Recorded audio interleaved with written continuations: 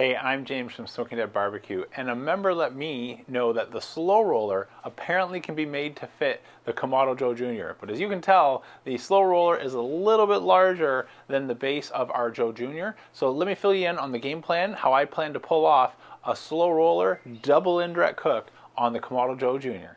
So if you don't know already, the SloRoller was the straw that broke the camel's back that ultimately got me to switch from Big Green Egg to Kamado Joe. I came across an article, I think it was on Engadget, about how a Harvard class changed barbecue. And the claim here is that it circulates air 20 times better throughout the dome than everything before that without a SloRoller. And so when I heard the idea of a SloRoller in the Joe Jr., I was hooked and absolutely had to try it. But naturally, we need to solve for a couple things. Since as you can see here, the base of the SloRoller is larger than the diameter of the Joe Jr. But what I think will work is the way that the SloRoller is shaped. It funnels the air towards the center. Then we have our riser and then our top plate. And so the heat's coming up, hitting that plate, and then getting accelerated out, where the concave shape of the dome is what's allowing that smoke to circulate around and provide nice even temperatures as well as great smoke distribution inside of our Joe. So I think I can recreate this in the Joe Jr. by skipping the base and jumping straight to the riser as well as that top plate. Since you see here, as I drop it down into the Joe Jr., it happens to fit snug as a bug and giving us a nice seal, which I think is going to act just like it would if it was its natural base. And there happens to be space and room for me to use the stock heat deflector accessory rack to sit right above that with the notches down, with plenty of space for a deflector plate if we want, as well as our grid. And to my surprise, opening and closing the dome, absolutely nothing is hitting. So I think this is a go for today's test. So all we're going to do is quickly pull this out, add in some Fogo, grab my grill blazer grill gun. I'm using the sous vide gun today. Start a nice hot fire in the center and wait until our grill warms up to about 350, 400 degrees and it's passing the hand test before we get back to installing everything. So just like the test run, we'll drop in our riser, our accessory rack, our heat deflector, our cooking grid, and wait till this starts to stabilize closer to, again, that 400 degree temperature. We'll be ready to get our spatchcock chicken on the Joe Jr. This spatchcock chicken is one that I just removed from the freezer, made a couple in advance, but it's one of our all-time favorites. I'll link down below if you haven't seen it. But this is New York Firehouse chicken. Some call it Cornell's chicken. My wife and extended family are from Western New York, and they've shared this recipe with me, and it's absolutely amazing. So after today's video, if you want to go check that out, I'll put a link down below to one of my earliest but favorite videos for amazing chicken on the Kamado. I'll rejoin you in a little bit when I've got an update on today's cook.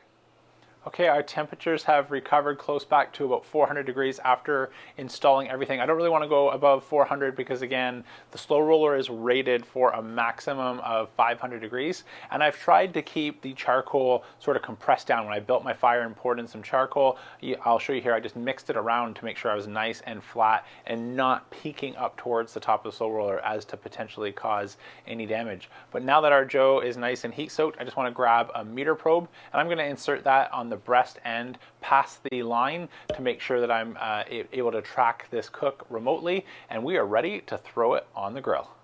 I set the meter probe up for 155 degrees. That's a little bit low what we want for our target temperature, because it's just going to give me an opportunity as it gets close to check other areas, the dark meat, the other breast, just make sure I'm not getting a false reading anywhere by going too thin or too thick and potentially over or under cook everything. But now that that's tracking and logging along, we get to kick back, relax, and enjoy some of that sweet vinegar aroma of cooking chicken coming off the Joe Jr. on our SloRoller double indirect. So far, so good. I can't wait. I'll rejoin you when it's time for our taste test. Okay, the meter sent alert said we are nearly ready, so let's check. Ooh, it's a pretty looking bird.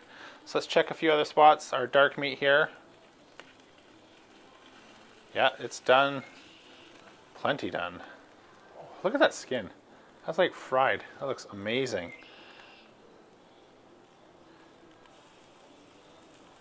So our bird is done. Look at the juice. That's going to be one juicy chicken. So let's get this off, let it rest, and we slice in for our taste test.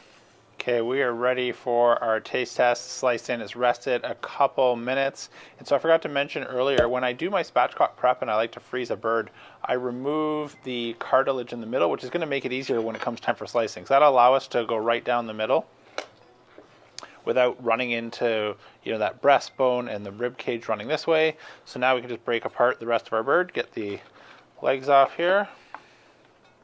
Other side. Perfect.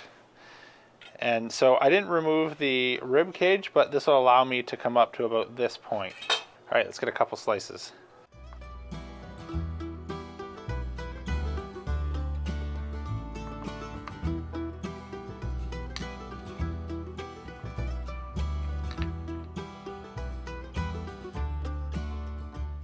Well, this must be good because Bella's got a nose for great food and she is driving me nuts. So let's give her a quick piece.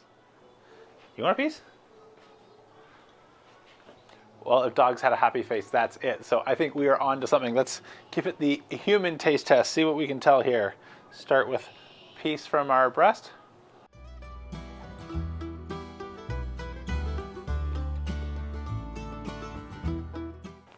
That's amazing. I'm gonna try some of our dark here.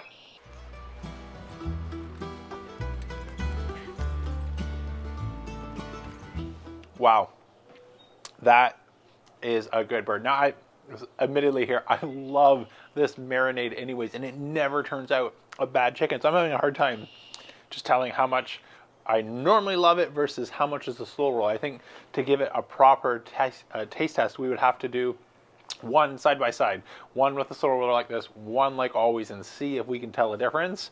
Just from memory, it's a great chicken and it worked fantastic. Now, some of the things I can tell versus maybe normal in the Junior, the skin did render really nice. Coming out of the bag with a wet marinade, just a pat dry. This is nice, crispy skin. And I think being high up in the dome, right near that heat, definitely helps. The other thing, that's also a signature SloRoller. So moving the air, a little bit more convection helps dry out the skin and improve the crispiness. This definitely has it. So if you were to tell me that was the SloRoller that did it, I would absolutely believe you. But I think we'll save that for another day to do a direct head-to-head. Let me know in the comments if you'd like to see it. But for now, answering that question, can you use a SloRoller in the Joe Jr.? To my surprise, the answer is yes. That is a delicious bird.